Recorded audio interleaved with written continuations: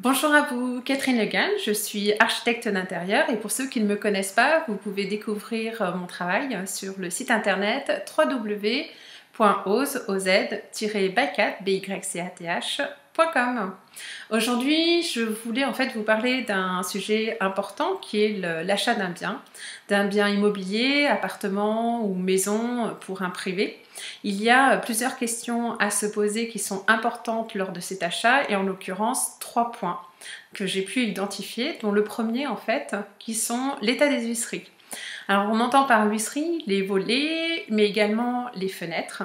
Donc les questions importantes à se poser, ça va être de savoir si les fenêtres vous apportent le confort phonique qui vous convient et le confort thermique également. Pour les anciennes fenêtres, on était en simple vitrage, donc à savoir que phoniquement, si vous êtes sur des avenues ou des rues très passantes, vous pourrez avoir peut-être besoin assez rapidement de les changer, mais également aussi thermiquement, dans la mesure où le simple vitrage vous apportera plus de déperdition. La deuxième chose, c'est tout ce qui est également volé. En fait, il vous incombe de les entretenir, donc à vous de voir dans quel état également ils sont et voir en fait si vous avez besoin soit de les changer, soit simplement de les entretenir. Si par contre vous aviez besoin de changer ces fenêtres, sachez, ou même les volets, sachez que vous aurez besoin de faire une demande auprès de la mairie pour pouvoir les changer, bien souvent à l'identique, entre autres si vous êtes dans une partie classée patrimoine. Alors, le deuxième point important pour vous à prendre en compte, ça va être le système de chauffage. Le système de chauffage peut être par radiateur électrique et donc un cumulus qui sera pour la production d'eau chaude. Ou bien un chauffage collectif, ou bien encore un chauffage par le biais d'une chaudière par exemple au gaz.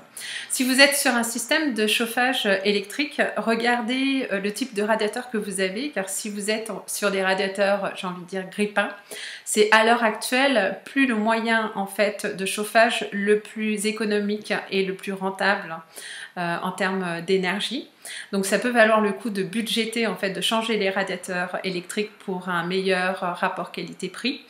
De regarder également le cumulus, l'apport d'eau chaude se fait par le ballon d'eau chaude ou cumulus, donc voir son ancienneté et si vous avez besoin de le budgéter pour le moment où vous allez rentrer dans l'appartement ou s'il peut faire encore quelques temps. Et aussi en fonction du nombre de personnes que vous êtes dans le futur dans cet appartement pour voir si vous aurez suffisamment d'eau chaude produite.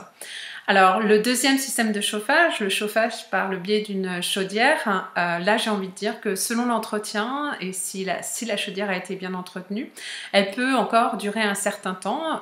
Selon son ancienneté, il faut aussi quand même se poser la question de savoir combien de temps elle durera et s'il faut également la budgéter ou non lors de votre achat. Alors le troisième point qui est important pour vous, c'est la configuration du bien que vous allez acheter qui peut amener le besoin de faire des décloisonnements.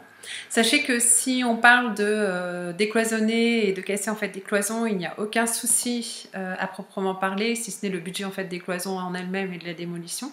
Par contre, si vous avez besoin de budgéter l'intervention sur des murs porteurs en l'occurrence, vous allez devoir faire intervenir un bureau d'études ou bien un architecte ou bien un architecte d'intérieur qui travaillera lui aussi avec un bureau d'études. Donc c'est un budget à prévoir en plus dans le budget global de vos travaux.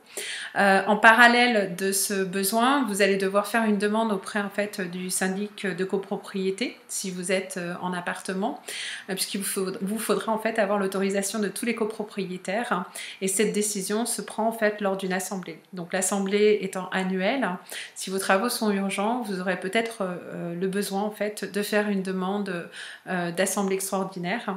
Et dans ce cas de figure, les convocations et puis la réunion, le lieu de réunion, etc. seront à votre charge pour pouvoir faire la demande auprès des autres copropriétaires avec le dossier et les documents écrits qu'il vous faudra vous procurer et fournir de manière à ce que tout le monde prenne acte de votre demande et puisse décider si oui ou non il est en accord avec votre projet et votre besoin.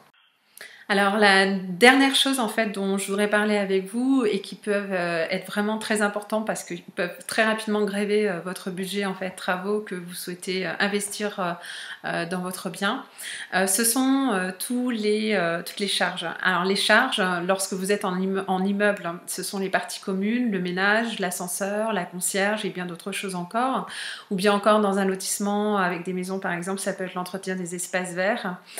Tous ces éléments-là sont vraiment à prendre en compte parce qu'ils peuvent vite grever en fait votre budget et reviennent en fait de manière récurrente en termes de paiement.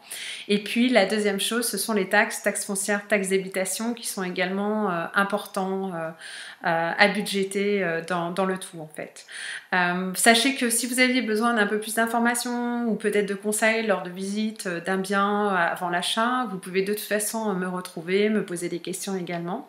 Vous me retrouvez sur mon site internet www.ose-by-cat, mais également via des sujets intéressants, enfin je l'espère en tout cas, sur mon blog internet, blog-bycat.com. Et par ailleurs, je vous mets en lien justement un sujet que j'avais écrit il y a quelques temps et qui peuvent vous donner encore d'autres informations sur le sujet.